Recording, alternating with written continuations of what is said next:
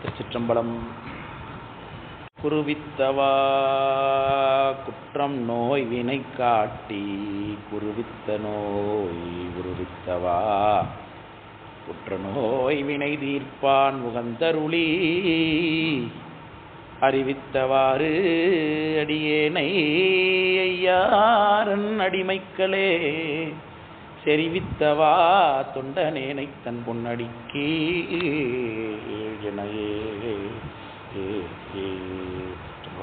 நெஞ்சில் குடியிருக்கும் தில்லைக்கூத்தன் திருவருளை சிந்திக்கின்றேன். திருக்கைலாய பரம்பரை மேன்மைகோள் சைவ ஆதீன பீடமாக விளங்கிக் கொண்டிருக்கும் திரு தருமபுராதீனம் குருமகா சன்னிதானங்கள் எழுந்திருக்கும் திக்கு நோக்கி வணங்கி முகின்றேன். கூடியிருக்கும் திண்ணற்று சார்புடைய அடியார் பெருமக்கள் அனைவர் திருவடி வணங்கி மன்றேன். எல்லாருக்கும் வணக்கம். உட்காருங்க ஐயா. நம்முடைய அற்புதமான இந்த திருவையாறு என்கின்ற கஷேத்திரத்திலே நமக்கு சைவ சமயத்தினுடைய அடிப்படை விஷயமாகிய சைவ சித்தாந்த நுட்பங்களை கற்றறிய வேண்டும் அனைவரும் என்று அற்புதமான இந்த ஏற்பாட்டை செய்திருக்கக்கூடிய நம்முடைய ஐயாரப்பர் கட்டளை விசாரணை சுவாமிகளை வணங்கி கொண்டு இந்த அற்புதமான அமர்விலே நாம் எதற்காக அனைவரும் கூடியிருக்கிறோம் என்றால், நம்முடைய சைவ சமயத்தினுடைய தாத்பரியம் என்ன, நாம் ஏன் சிவபெருமானை கும்பிடுகின்றோம், சிவபெருமான் தான் உலகத்திற்கு கர்த்தா என்று எதன் மூலம் நாம் நிர்ணயம் செய்கின்றோம், கடவுள்களிலே தலைமையானவர் சிவபெருமான் என்பதை ஏன் நாம் ஒற்றுக்கொள்கிறோம் அப்படிங்கிற கேள்விக்கெல்லாம் விடை கூறுவது தான் நம்முடைய சைவ சித்தாந்தம். நமக்கு திருமுறைகள், சைவ சமயம் என்றாலே திருமுறைகளும் நம்முடைய நால்வர் பெருமக்களும் நமக்கு உடனே ஞாபகத்துக்கு வருவார்கள். அவர்கள் அருளி செய்த திருமுறைகள் நாம் தலையாய நூல்களாக நாம் கருதுகின்றோம். அந்த தலையாய நூல்களை நாம் சரியாக ஓதுகின்றோமா, சரியாக பயன்படுத்துகின்றோமா, அவர்கள் கொடுத்திருக்கக்கூடிய ஞான செல்வத்தினை நாம் சரியாக கையாளுகின்றோமா என்று பார்த்தோமானால் முழுமையாக இல்லை என்று சொல்ல வேண்டும். ஏனென்றால் அந்த ஞான செல்வத்தினுடைய உண்மையான பொருள் என்ன என்பதை நாம் கண்டறிவதற்கு நம் கையிலே ஒரு கருவி இருக்கிறது. அந்த கருவி இல்லாமல் நாம் திருமுறைகளை கையாள முடியாது. அந்த கருவி தான் சைவ சித்தாந்த அறிவு என்று பெயர். அதாவது மணிவாசக பெருமான் மலங்கள் ஓர் ஐந்துடையாய் அப்படின்னு ஒரு இடத்துல பாடுறாங்க, மும்மை மலம் அறிவித்து அப்படின்னு ஒரு இடத்துல பாடுறாங்க. இப்போ மலம் என்றால் என்ன, அது 5 மலம் என்று ஒரு இடத்துல சொல்லுகிறாரு, இன்னொரு இடத்துல 3 மலம் என்று சொல்லுகிறாரு. 3ஆ 5ஆ இது எப்படி நாம் புரிந்து கொள்வது? இதை நாம் மணிவாசக பெருமான் இடத்துல போய் கேட்டோம்னா அங்கே இருக்காது. அந்த மலத்தை பற்றின அறிவு என்ன, அது 5ஆ 3ஆ என்பதில் நாம் சொல்லிக் கொடுப்பது சைவ சித்தாந்தம் தான். அதனால் இந்த கல்வி ஏன் நமக்கு முதல் அவசியம் என்பதை நாம் தெரிந்து கொள்ள வேண்டும். அடிப்படையில் நாம் சாமியை கும்பிடுகின்றோம், சிவபெருமானுக்கு பிடிக்குது, கும்பிடுறோம், திருநீர் பூசிக்கொள்கிறோம், முத்ராட்சம் தரித்துக் கொள்கிறோம். ஏன் இதெல்லாம் பண்ணுறீங்க அப்படின்னு நம்மளை ஒருத்தவங்க கேள்வி கேட்டாங்க அப்படின்னா, எனக்கு சிவபெருமான் தான் கடவுள், என்ன அவருக்கு பிடிக்கும், எனக்கு அவரை தான் பிடிக்கும், அவர் தான் தெய்வம் என்று நாம் நம்புகின்றோம் என்று சொல்லுவோம். அவர் தான் கடவுள் என்பதை எனக்கு மெய்ப்பித்து காட்டுவாயா என்று அவர் கேட்டார் என்றால் நாம் எப்படி மெய்ப்பித்து காட்டுவோம்? நம்மளுடைய சமயத்திலேயே, இந்து சமயத்திலேயே பார்த்தீங்கன்னா திருமால் ஒரு மிகப்பெரிய கடவுளாக காட்டப்படுகிறார், பிரம்மதேவர் இருக்கிறார், முருகப்பெருமான் இருக்கிறாங்க, சிவபெருமான் இருக்கிறார், விநாயகமூர்த்தி இருக்கிறார். இதில் சிவபெருமான் தான் தலைமைத்துவம் வாய்ந்தவர். இப்போ நம்ம முருகப்பெருமானையும் விநாயகப் பெருமானையும் கூட நம்ம சாமியும் வேறாக பார்க்கவில்லை. ஆனால் இங்கே மூலமூர்த்தியாக யார் இருக்கிறா? ஐயாரப்பர் தானே இருக்கிறார். அதனால் அவரை ஏன் முதல் மூர்த்தியாக நாம் கும்பிட வேண்டும்? அவர் தான் கடவுள், உள்ளபடியே கடவுள் என்று ஒருத்தர் இருக்கிறாரா? அதே நமக்கு இப்போ கேள்வி உண்டு. இப்போ அங்கேருந்து ஆரம்பிச்சோன்னா ரொம்ப பிரச்சனை ஆகிடும். இப்போ நீ கும்பிடக்கூடிய கடவுளை காட்டு எனக்கு முன் அப்படின்னு கேட்டாங்கன்னா நம்ம எப்படி காட்டுறது கடவுளை? இப்போ நம்ம எல்லோரும் நம்பிக்கையில் கும்பிட்டு கொண்டிருக்கிறோம் அதானே. ஏன்னா எங்கள் அப்பா அம்மா கும்பிட்டாங்க, எனக்கு தெரிஞ்சவங்க கும்பிடுறாங்க, எனக்கு யாரெல்லாம் ஃபேவரானவங்களும் அவங்கெல்லாம் கும்பிடுறாங்க, அதேமாரி நானும் கும்பிட்றேன். கும்பிட்றதுனால எனக்கு சில விஷயங்கள் நடக்குது, அதனால் நான் கும்பிட்றேன், அவ்வளோதானே. தவிர்த்து உள்ளபடியே கடவுளை நம்ம யாராவது பார்த்துருக்கோமா? சிவபெருமானை யாராவது இங்கே பார்த்துருக்கோமா? இல்லை சிவபெருமானை பார்த்தவர்களே பார்த்துருக்குறோமா யாராவது? யாருமே இன்னும் பார்க்கல. இனி பார்ப்போமா? தெரியாது. பார்ப்போம் என்று நம்புவோம், ஆனால் நீ பார்ப்போமா? தெரியாது. அப்போது இனி யாருமே, இதுக்கு முன்னாடி யாருமே பார்த்தறியாத ஒரு பெருமான், நம்மளும் இது வரைக்கும் பார்த்தறியாத ஒரு பெருமான், இனி பார்ப்போமா என்றும் தெரியாத ஒரு பெருமான் இருக்கிறார் என்பதை எதை வைத்து நம்புகிறோம் நாம்? கேட்குறது உங்களுக்கு புரியுதா இல்லையா? யாருமே பார்க்காத ஒரு பொருள் இல்லைன்னு சொல்லிடலாம் இல்லையா? இப்போ நான் ஒரு பாட்டில் எடுத்துருந்தேங்க, அது எங்குங்க அப்படின்னு உங்கள்கிட்ட கேட்குறேன். நான் வரும்போது எல்லோரும் இங்கே பார்த்துருப்பீங்க, நான் கையில் பாட்டில் வச்சுருந்ததை நீங்களாம் பார்த்துருந்தா தானே ஆமான்னு சொல்லுவீங்க. இவர் எடுத்துகிட்டே வராத ஒரு பொருளை இவர் காணுங்காரன்னு தேடிட்டு இருக்காரு. அப்போது யாருமே பார்க்காத ஒன்று இல்பொருள், இல்லாத பொருளாக இருக்கலாம் இல்லையா? அப்போ சிவபெருமான் இருக்கார் என்பதற்கு ஆதாரம் என்ன? உள்ளபடியே கடவுள்னு ஒருத்தர் இருக்காருங்கிறதுக்கான ஆதாரம் என்ன? இதுதான் முதல்ல அடிப்படை கேள்வி எல்லாவற்றுக்குமே. நாம் சுவாமியை கும்பிடுகின்றோம், நமக்கு பிடிச்சிருக்கிறதா கும்பிடுறோம், சேத்திரத்தில் இருக்கிறோம், அதனால இது காலங்காலமாக நடந்து கொண்டிருக்கிறது, அதனால கும்பிடுகின்றோம் அப்படிங்கிறது வேற. அது நம்பிக்கைன்னு பேர், அதுக்கு பேர். சரி, பார்த்தறிந்தோமா? உலகத்தில் எதை பார்த்தாலும் எதை கேட்டாலும் என்ன சொன்ன, நீ பார்த்தியா, நீ கேட்டியா, நீ விசாரிச்சியான்னு கேட்குறோம். அப்போது ஒரு பொருள் இருக்குது அப்படிங்கிறதுக்கான ஆதாரத்தை எதை சொல்லுகின்றோம்? நாம் நம்மளுடைய புலன்களை சொல்லுகின்றோம். இந்த பொறிப்புலன்களுக்கும் உட்படாத ஒரு பொருள், நம்ம யாரும் இது வரைக்கும் பார்த்தறியாத ஒரு பொருள், நம்பிக்கையினால மட்டுமே இருக்கக்கூடிய ஒரு பொருள், அது எப்படி உள்ளபடியே இருக்கு என்பதை நாம் எப்படி கண்டறிந்து சோதித்து அறிந்து புரிந்து கொள்வது? இதை பற்றி அறிவை நமக்கு வழங்குவது தான் சைவ சித்தாந்த அறிவு. விளக்கம் புரியுதுங்களா? இப்படி ஒரு விஷயத்தை ஒரு விஷயம் இருக்கு என்பதற்கான ஆதாரத்தை பிரமாணம் என்று சொல்லுவோம். நம்ம பிரமாணம், இதுக்கு என்ன பிரமாணம் சொல்லுங்க, இப்படி சொல்றியே இதுக்கு என்ன ஆதாரம்னு சொல்றோம் இல்லையா? ஒன்று இவர் பார்த்துருக்கணும், அப்படி இல்லை யாராவது பார்த்தவங்க கூட வந்து சாட்சி சொல்லியிருந்திருக்கணும். சுந்தரமூர்த்தி சுவாமி நீ வந்து இவர் எனக்கு அடிமைன்னு சொன்னார். கிழவேதியருடைய சுவாமி வந்து உடனே கேட்டாங்க, என்னங்க ஆட்சியில் ஆவணத்தில் அயலார்தம் காட்சியில் ஏதாவது இருந்தால் கொடுப்பான்னு கேட்குறாங்க ஜட்ஜ்மெண்ட்டில். அது ஒன்று யாராவது பார்த்துருக்கணும், அப்படின்னா இவருடைய அனுபவத்தில் இருக்கணும், இவர் அனுபவிச்சதை யாராவது பார்த்துருக்கணும். இப்படி 3 விஷயத்தை கேட்குறாங்க இல்லையா? ஸோ அது மாதிரி எல்லாத்துக்கும் ஒரு ஆதாரம் தேவைப்படுகிறதா இல்லையா? அப்போ கடவுளை மட்டும் நம்ம எப்படி ஆதாரம் இல்லாமல் நம்ப முடியும்? இப்போ நம்பிக்கையின் அடிப்படையில் எப்படி நம்புறது? அப்படி ஒரு ஆதாரத்தை காட்டுவது தான் அந்த சைவ சித்தாந்தம். விளக்கம் புரியுதுங்களா? இந்த ஆதாரத்தை நமக்கு காட்டுவது முதல்ல இது பிரமாணம் என்று நாம் சொல்லுகின்றோம். இதனை பிரமாணம் என்று சொல்லுவோம். விளக்கம் புரியுதுங்களா? அப்படி ஒரு பொருள் இருக்கிறதா இல்லையா என்பதை நாம் கண்டறிவதற்கு மொத்தம் 3 அடிப்படை பிரமாணங்களை சைவ சமயம் சொல்லுங்க. அதை காண்டல், கருதல், உரை என்று சொல்வார்கள். காண்டல், கருதல், உரை என்று சொல்வார்கள். காண்டல்னா கண்ணினாலே பார்ப்பது, காட்சிக்கு உட்பட்ட ஒரு பொருள் இருந்ததுன்னா அது இருந்ததுன்னு சொல்லலாம். இங்கே பாட்டு பாடினதுங்க அப்படிங்கிறத நீங்கள் எதன் மூலமாக தெரிஞ்சுக்கிட்டீங்க? காது மூலமாக தெரிந்து கொண்டீர்கள் இல்லையா? இது இனிச்சுதா கசத்துதாங்கிறது எப்படி தெரிஞ்சுக்கிட்டீங்க? வாய் மூலமாக தெரிந்து கொண்டோம். இது வாசனை அடிச்சுதான் நாற்றம் அடிச்சுதாங்கிறத மூக்குனால தெரிந்து கொண்டோம். இது இருக்கா இல்லையாங்கிறத தொட்டு பார்த்து தெரிந்து கொள்கின்றோம். இப்படி பொறிப்புலன்களாலே தெரிந்து அறிந்து கொள்ளக்கூடிய விஷயங்களுக்கு காண்டல் அளவையின் பேர். காண்டல் அளவை அல்லது பிரத்யக்ஷ பிரமாணம்னு பேர். அது பிரத்யக்ஷமாக நிற்கணும். பாட்டில் இருக்கா என்ன சொல்லுவீங்க? இருக்கா இல்லைன்னு உங்களுக்கு என்ன சொல்லுவீங்க? இப்போ இருக்கு. எப்படி தெரியும்? எப்படி சொல்கிறீங்க? பார்த்தா தெரியுதே, பிரத்யக்ஷமாக இருக்கே இது இப்போ இல்லையா? அப்போ ஒரு பொருள் இருக்குதா இல்லையான்னு நம்ம தெரிந்து கொள்வதற்கு முதல்ல உதவிகரமாக இருப்பது என்னது? இந்த பிரத்யக்ஷ பிரமாணம். இதன் மூலமாக தான் நம்ம சொல்ல முடியும். விளக்கம் புரியுதுங்களா? சரி, அடுத்தது உரை பிரமாணம். உரை பிரமாணம், இவர் ஒரு வந்தாலே இவர் இப்படி உட்காந்துட்டு பேசுவார், இவர் கையில் ஒரு பாட்டில் வச்சுருப்பார் அப்படிங்கிறத பார்த்தவங்க சொல்லுவாங்க.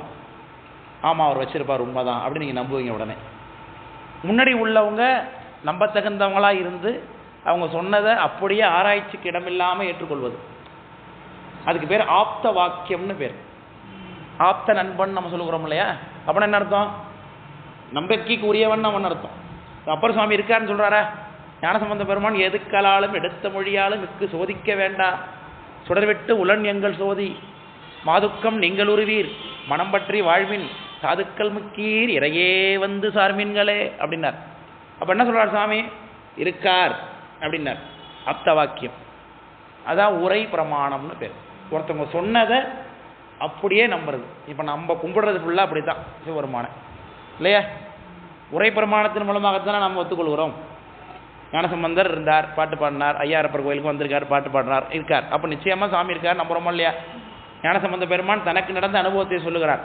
போதையார் பொற்கிண்ணத்து அடிசில் பொல்லாதென தாதையார் முனிவுற தாமியனை ஆண்டவன் கதையார் குழையினன் கழுமலவல நகர் பேதையால் அவளோடும் பெருந்தகை இருந்ததே அப்படின்னு தனக்கு சுவாமி வந்து பால் கொடுத்ததை ஞானசம்பந்த பெருமானே சொல்கிறார். அப்போ நிச்சயமாக நடந்தது உண்மை அப்படின்னு நம்ம நம்ப ஆரம்பிச்சிடுறோம்.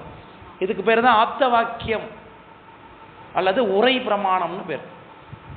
இப்போ கடவுள் இருக்கார் அப்படிங்கிறதுக்கு ஒன்று பார்த்து தெரிந்து கொள்ளலாம், ரெண்டாவது இதுமாரி யாராவது சொன்னாங்கன்னா நிச்சயமாக அதை அப்படியே தெரிந்து கொள்ளலாம். சரிதானே? இப்போ இந்த உலகத்தில் நாம் கும்பிடுற கடவுள் தான் உண்மையான கடவுள் அப்படிங்கிறத நம்ம சாதிக்க வேண்டிய நிலையில் நம்ம இருக்கோமா இல்லையா? இந்த சூழல் அப்படி இருக்கா இல்லையா? ஏன்னா விரிவிலா அறிவினார்கள் வேறொரு சமயம் செய்து எரிவினார் சொன்னார் எனும் எம்பிரார்க்கு ஏற்றதாகும்னு நாம தான் எல்லா சமயத்தையும் ஏற்றுக்கொள்வோம். ஆனால் வெளி சமயம் மற்ற சமயத்தை நிராகரணம் பண்ணி அதை அழித்து விட்டு தான் அதில் ஆக்கிரமித்து கொண்டு இருக்க தான் முயற்சி பண்ணுவான். அப்போ என்ன பண்ணுவான்? உடனே வந்து நீ கும்பிட்ற சுவாமி இல்லை, இது பொய், இது கடவுளே கிடையாது, நீ நம்பாத அப்படின்லாம் சொல்லுகிறார்களா இருக்கிறாங்க இல்லையா? அப்படி கடவுளே இந்த உலகத்துக்கு தேவையில்லை அப்படின்னு சொல்லக்கூடிய கூட்டம் இருக்குது. இந்த உலகத்தை பார்க்குறாங்க முதல்ல. ஏன் கடவுளை பற்றின தேவை முதல்ல மனிதனுக்கோ இல்லை உயிர்களுக்கோ எழுந்திருக்கும் அப்படின்னா, இந்த உலக வாழ்க்கையை பார்க்குறாங்க. பார்த்தா எல்லாரும் ஏதோ ஒரு வகையில் கஷ்டப்படுறாங்க, நஷ்டத்தை அடைகிறாங்க, நல்லா இருக்காங்க. சில பேரை பார்த்தா சும்மாவே உட்காந்துருக்கான், அவனுக்கு பார்த்தீங்கன்னா கோடி கோடியாக கொட்டு சந்தோஷமாக இருக்கான். சில பேர் பாருங்கள் ஒன்றுமே செய்ய அவ்வளோ உழைக்கிறாங்க, அவ்வளோ நேர்மையாக இருக்கிறாங்க, ஆனால் அவங்க வாழ்க்கையில் மேலேயே வர முடியல. அவங்களுக்கு தான் எல்லா கெட்டதும் நடக்குது.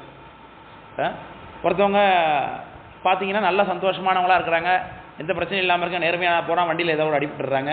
அவங்களுக்கு ஏன் அந்த வாழ்க்கையில் அப்படி ஆனதுன்னே தெரிய மாட்டுது இல்லையா? ஒருத்தன் ஊரடிச்சு உலையில போடுறான், ஆனால் அவன் ரொம்ப நல்லா இருக்கான், கோட்டை கட்டிட்டு வாழ்கிறான். ஸோ இதெல்லாம் உலகத்தில் பார்க்குறோம். ஸோ இந்த உலக வாழ்க்கை ஏன் வாழ்ந்து கொண்டிருக்கிறோம்? சரி, இவ்வளோ கஷ்டப்பட்டு வாழ்கிறோமே, வாழ்ந்து நம்ம அப்படியே நிலையாக வாழ்ந்துட போகிறோமா? என்னைக்காவது ஒரு நாள் போயிட்டு தான் போகணும், இந்த ஊரை விட்டு போயிட வேண்டியதான் எல்லாரும். ஸோ அதனால் இந்த உலக வாழ்க்கைக்கு என்ன காரணம்? நாம் ஏன் வாழ வேண்டும்? இந்த பிரச்சனைக்கு என்ன காரணம்? நம்ம இப்படி வாழ்றதுனால திரும்ப திரும்ப பிறந்து ஒருத்தன் கஷ்டப்பட்டு வளர்ந்து வேலைக்கு போய் சம்பாரித்து திரும்பி போய் சத்து போகிறான். இது எதுக்காக இந்த வாழ்க்கையை வாழ வேண்டும்? இப்படியெல்லாம் பல அறிஞர்களுக்கு எண்ணம் வருகிறது. விளக்கம் புரியுதுங்களா? ஏன்னா முதல்ல ஆதி காலத்திலேருந்து ஞாபகம் வச்சுங்க, கடவுள் எப்படி இருக்காராங்கிறத பற்றி, எப்படி வேதங்கள் உண்டானதுங்கிறதுக்கான விஷயத்த உங்களுக்கு சொல்கிறேன். இப்போ ஒரு பிரளயம், இப்போ எப்போ முதல்ல உண்டானது, இப்போ ஒரு பிரளயம் உண்டாகி அதுலேருந்து இந்த உலகம் உண்டாயிருக்கு ஞாபகம் வச்சுங்க. இப்போது மனுஷன் முதல்ல எப்படி இருந்தான்? காட்டில் வச்சுட்டு இருந்தான். அவனுக்கு எந்த அறிவும் இல்லை, தெய்வத்தை பற்றின அறிவு இல்லை, தன்னை பற்றின அறிவு இல்லை. அவனுக்கு முதல்ல தன்னுடைய கைகளை வேறு விஷயத்துக்கு பயன்படுத்துறதுக்கான சக்தி கிடைக்கும் போது தான் அவன் மூளையை நல்லா சிந்திக்க ஆரம்பிச்சான்னு சொல்லுகிறார்கள். அது வரைக்கும் மற்ற விலங்குகள் போல் கையையும் ஊனி நடக்கிறதுக்கு தான் பயன்படுத்திட்டு இருந்தான். அவன் எந்திரிச்சு நிற்க ஆரம்பிச்சதுக்கு பிறகு என்ன பண்ணான்? அவன் இந்த கைகளை வேறு சில விஷயங்களுக்காக பயன்படுத்தினான். அப்போ அவனுக்கு மூளை இன்னும் கொஞ்சம் அதிகமாக வேலை செஞ்சுது. நெருப்பில் வெந்த பொருட்களை திங்க ஆரம்பித்தான். அப்போது வெந்த உணவை மற்ற உயிரினங்கள்லாம் தின்பதில்லை, மனிதன் மட்டும் தான் சாப்பிட்றான் இல்லையா? அப்படி உணவை பக்குவப்படுத்தி சமைத்து சாப்பிட ஆரம்பித்த உடனே தான் மனிதனுக்கு இன்னும் அதிகமான அறிவு வளர தொடங்குதுன்னு சொல்கிறார்கள். சமைச்சு சாப்பிட ஆரம்பித்ததுனால தான், அதனால் பக்குவம் செய்து சாப்பிடுகிறோம். இன்றைக்கு நிறைய பேர் சொல்கிறாங்க பச்சையாக சாப்பிட்றது நல்லது, நோ ஆயில் தான் சொல்கிறாங்க. ஆனாலும் நம்மளுடைய அறிவு வளர்ச்சிக்கு மிக முக்கியமான காரணமாக இருப்பது சமைச்சு சாப்பிட்றது ஒரு முக்கியமான விஷயம். அப்படி அவன் சாப்பிட்றதுனாலே அவனுக்கு இந்த மாதிரியான திங்கிங், உலகத்தை பார்த்து, கூட இருக்கக்கூடிய சக மனிதர்களை பார்த்து, ஏன் இப்படி உலகம் இருக்குது, எதனாலே இப்படிலாம் நடந்து கொண்டிருக்கிறது, இதெல்லாம் சிந்திக்க ஆரம்பிச்சான் இல்லையா? அதில் யாரோ ஒருத்தங்க அதிகமாக சிந்தித்து அவன் தன்னை நோக்கி விடையை நோக்கி அமரும் பொழுது அதுதான் தவம், தன்னை நோக்கிய சிந்தனை, மெய்யியல் தேடல் என்று சொல்கிறார்கள். அப்படி மெய்யியல் தேடலோடு அமர்ந்தவர்களுக்கு இறைவன், இந்த உலகத்தை ஆட்சி செய்து கொண்டிருக்கக்கூடிய இறைவன், அவர்களுடைய அறிவுக்கு சில விஷயங்களை புலப்படுத்துகிறார். இதுதான் நீ தேடுனியே, அது காரணம் இதுதான், நீ கேட்ட கேள்விக்கு விடை இதுதான், இப்படி எல்லாம் சொல்லுகிறார் இல்லையா? அந்த தேடலைக்கு உரியவர்களுக்கு இறைவன் கொடுத்த அந்த அறிவை அவர்கள் வெளிப்படுத்தினாங்க மக்களுக்காக. அந்த வெளிப்படுத்திய விஷயங்களை தான் வேதங்கள்னு சொல்லுகிறார்கள். இந்த உலகத்தை நோக்கி சிந்தித்த யாரோ ஒரு ஞானிக்காக அவரவருடைய அறிவுக்கும் அவரவருடைய தேடலுக்கு தகுந்தது போல இறைவன் கொடுத்த அறிவு இல்லையா? தேடினா தான் கிடைக்கும் இல்லையா? அப்போது அந்த அறிவை தான் வேத அறிவு என்று, வேதம் என்று சொல்லுகிறார்கள். இப்படி பல வேதம் உலகத்தில் உண்டு. அது நாம் இப்போ 4ஆக பகுத்து வைத்துக் கொள்கிறோம். வேத வியாசர் பகுத்து கொடுத்தார் நம்ம சொல்லுகிறோம். ஆனால் அதற்கு முன்னாடி எத்தனை வேதங்கள் இருந்து நமக்கு தெரியாது. ஞானசம்பந்த பெருமானுக்கு பூநூல் சாத்துறாங்க, அவருக்கு 4 முறையும் ஓதக்கூடிய அதிகாரத்தை நமக்கு தந்தோம்னு ஆசீர்வாதம் பண்ணுறாங்க அந்த அந்தணர்கள் எல்லாம். உடனே சுவாமி அவர்களுக்கு முன்பாக எண்ணிறந்த புனித வேதம் எடுத்து எம்பினார்னு இருக்குது புராணத்தில். எண்ணிறந்த புனித வேதம்னார் சேகரார் சாமி. அதை அப்போது அவ்வளவு வேதம் இருந்திருக்கு. நமக்கு தெரிஞ்சது 4 தான் இப்போதைக்கு நமக்கு தொகுத்து வச்சிருக்கிறாங்கன்னு தெரிகிறது. விளக்கம் புரியுதுங்களா? ஸோ இந்த வேதம், இந்த வேதத்தை ஏற்றுக்கொண்டவர்கள் அப்படின்னு ஒரு தரப்பு இருக்காங்க, வேதத்தை ஏற்றுக்கொள்ளாதவர்கள் சில தரப்பு இருக்குது. விளக்கம் புரியுதுங்களா? இந்த வேதத்தை ஏற்றுக்கொள்ளாதவர்களாக என்ன சொல்கிறாங்கன்னா, இந்த உலகத்தை பார்த்து அவன் உட்கார்ந்துருப்பான் இல்லையா, அவனுக்கு எந்த அறிவும் கிடைக்கல, கடவுள் ஒன்றும் அவங்களுக்கு கொடுக்கல, அந்தளவு தவம் இல்லை என்னமோ, அவனுடைய அறிவுக்கு என்ன கிடைக்கிது, இந்த உலக இயக்கத்திற்கு கடவுள் என்று ஒரு முன் தேவையில்லை அப்படின்ட்டான். கடவுள்னு ஒன்று தேவையில்லை. அப்போ இந்த உலகத்தில் மனுஷன் ஏன் தாங்க வாழணும்? ஆனால் அவன் சந்தோஷமாக இருக்கிறதுக்காக வாழ்கிறான். எதை செய்தாலும் கடைசியில் என்ன, இந்த உலகத்தில் எது அதீதமான சந்தோஷம்னு அவனுக்கு படுகிறதோ அந்த சந்தோஷத்தை நோக்கி அவன் பயணிக்க வேண்டியது தான். இதில் நல்லது கெட்டது இதெல்லாம் ஒன்றும் அவன் பார்க்கக்கூடாது. அவனுக்கு எது சந்தோஷமான தேவைப்படுகிறதோ அதை எதை வேணாலும் அவன் செய்யலாம். இதுதான் அந்த உலகத்தில் வாழ்கிறதுக்கான அர்த்தம். மற்றபடி உலகத்தில் கடவுள்னு ஒன்று கிடையாது, நல்லது கெட்டது பாவ புண்ணியம் இதெல்லாம் இல்லை என்று சொல்லி ஒரு கோட்பாடுகளை உருவாக்கி சிலர் இருக்கிறாங்க. அவர்களை தான் நாஸ்திகர்கள்னு சொல்கிறது. நாஸ்திகர்கள், நாஸ்தினா எதுவுமே இல்லைன்னு அர்த்தம், நாஸ்தினா இல்லைன்னு அர்த்தம். நாஸ்திகர்கள் அல்லது அவங்களுக்கு இன்னொரு பேர் பொருள் முதல்வாதிகள். உலகத்துக்கு கண்ணுக்கு நேராக தெரியக்கூடிய பொருள்களை மட்டும்தான் அவங்க உண்மைன்னு சொல்லுவாங்க. கடவுள் இல்லை, ஏன் கண்ணுக்கு நேராக தெரியல, ஏன் விளக்கம் புரியுதுங்களா? கடவுளை கண்ணுக்கு நேராக காட்டும்மா, கடவுள் இருந்தாருன்னா காட்டும்மா. அவன் எதை மட்டும்தான் நம்புறான்? அப்போ ஒரு பொருள் இருக்குங்கிறது நம்புறதுக்கு கண்ணை மட்டும்தான் நம்புறான். Very good. பிரத்யக்ஷம் தொடக்கத்தில் சொன்னோம் இல்லையா? அவன் என்ன கேட்குறான்? கடவுள் இருக்காரு நம்புறதுக்கு. இந்த பாட்டில் இருக்கான்னு பார்த்தியா? இருக்குன்னு நான் ஒத்துக்கிட்டேன், கண்ணால் பார்த்தேன். அப்போ உன் கடவுளையும் கண்ணுக்கு நேராக வர சொல்லு, நான் ஒத்துக்கிறேங்கிறான். அப்போது கண்ணுக்கு தெரிந்தது மட்டும்தான் உண்மை என்று இல்லை, பொறிபுலன்களுக்கு உட்பட்டது மட்டும்தான் ஒன்று உண்மைன்னு இல்லை. இந்த ரூமில் இந்த மொபைல் சிக்னல் இருக்கா? அந்த மொபைலில் அப்போ இருக்குது. இந்த மொபைல் சிக்னல்ஸ்லாம் இந்த ரூமில் இருக்கா இல்லையாப்போ? இருக்குது. இதை எந்த பொறிபுலன்களுக்காக உட்பட்டு பார்க்க முடியுமா? ஆனால் இல்லைன்னு சொல்ல முடியுமா? என் கண்ணால் பார்க்க முடியல, என் மூக்கால் முகர முடியல, என் காதால் கேட்க முடியல, நாக்கால் டேஸ்ட் பண்ணி பார்க்க முடியல, உடம்பால் தொட்டு உணர முடியவில்லை. அப்போ பொறிபுலன்களுக்கு அப்பாற்பட்ட ஒரு பொருள் இல்லைன்னு முடிவு வந்துட முடியுமா? இருக்கு. இது இருக்குங்கிறத வேற ஒரு விஷயத்து மூலமாக தெரிந்துக்கிறோமா இல்லையா?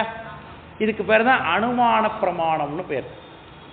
அனுமானித்து அறிதல், அனுமானித்து அறிதல். புரியுதுங்களா?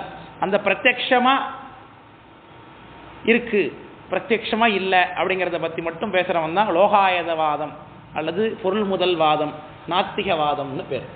கடவுள் இல்லை என்று சொல்லக்கூடியவர்கள் அவர்கள். விளக்கம் புரியுதுங்களா?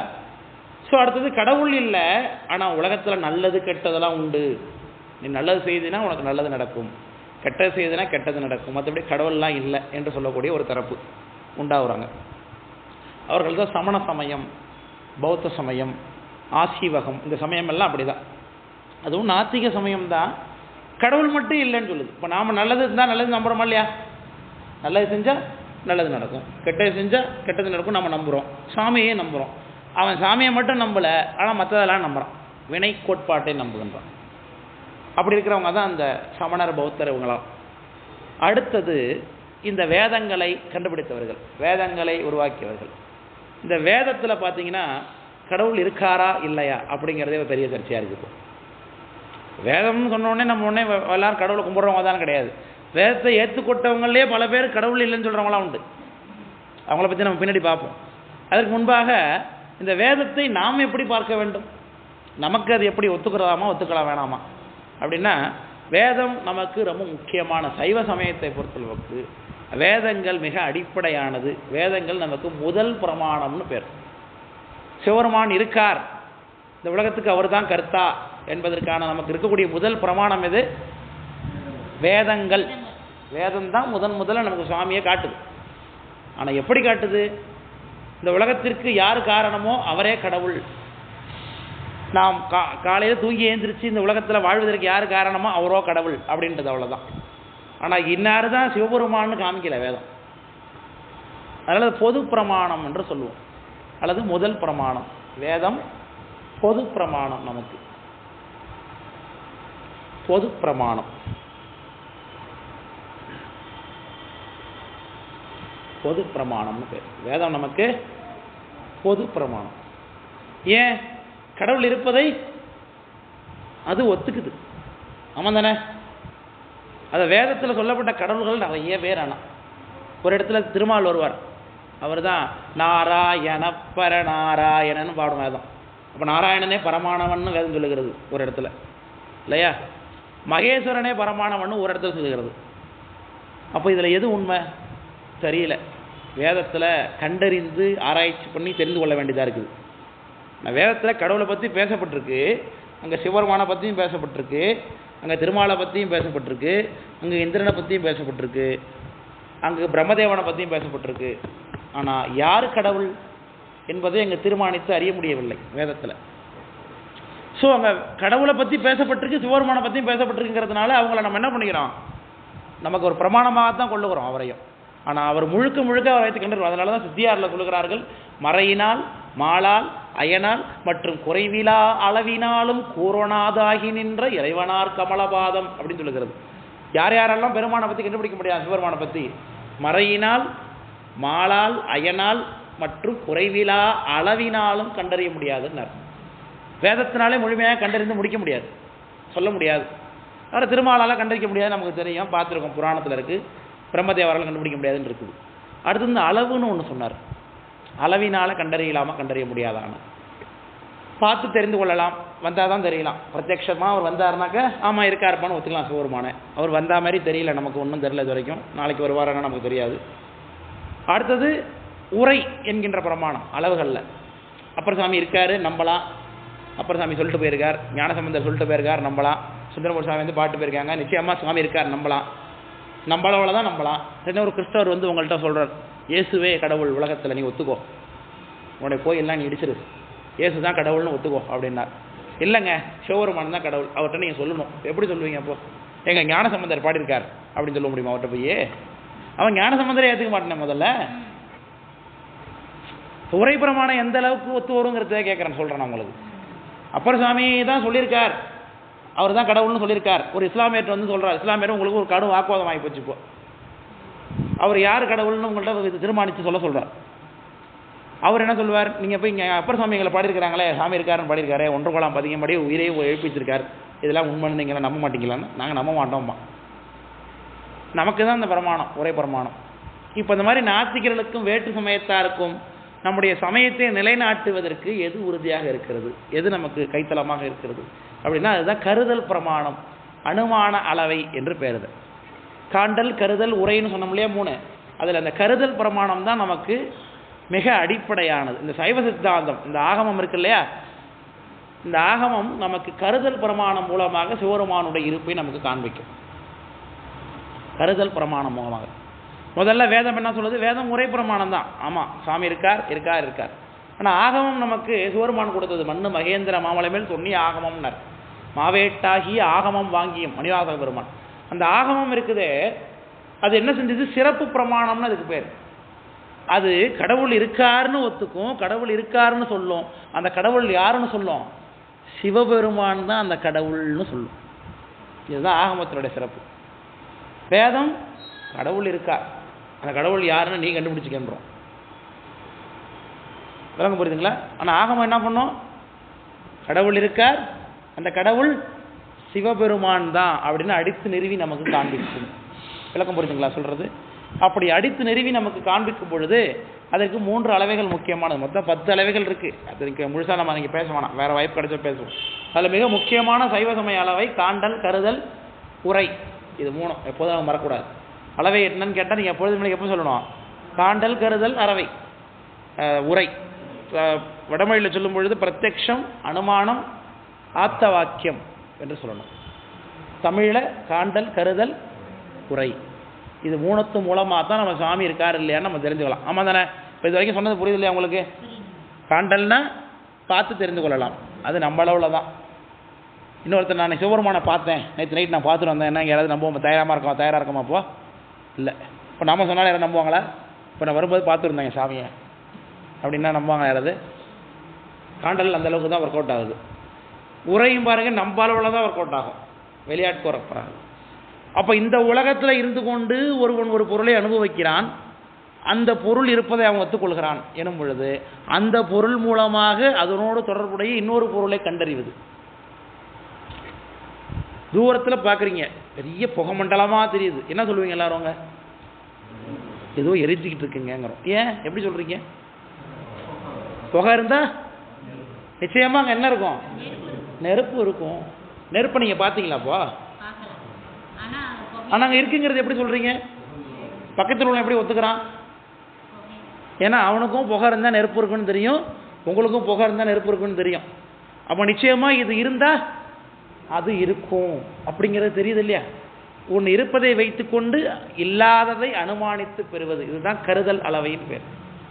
அதனால தான் சிவபெருமானை எப்படி நமக்கு ஆகமம் காட்டும்னா, புலப்படக்கூடிய கண்ணுக்கு தோன்றக்கூடிய, அதை காணப்படக்கூடிய உலகத்தை வைத்துக்கொண்டு காணப்படாத கடவுளை கண்டறிவது. இந்த உலகத்தை வைத்து தான் நம்ம என்ன பண்ணணும், சிவருமான் இருக்கார் அப்படிங்கிறத நம்ம கண்டறியணும். விளக்கம் புரியுதுங்களா?